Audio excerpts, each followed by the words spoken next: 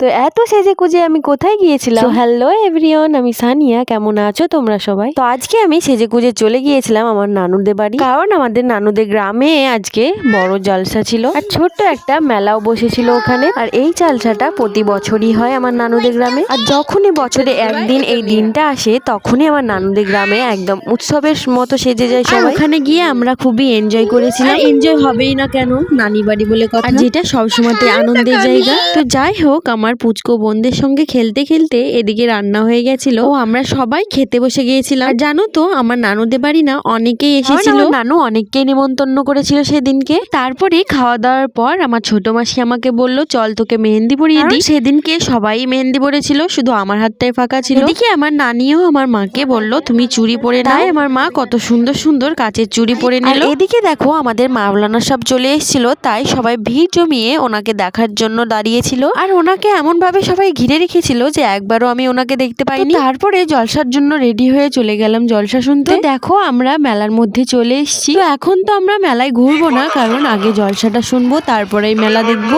আর এদিকে আমাদের আসতে একটু দেরি হয়ে গেছিল, কারণ ওদিকে অলরেডি জলসা শুরু হয়ে গেছিল আমাদের। তারপরে গিয়েই আমরা জলসার মেহফিলে বসে পড়েছিলাম।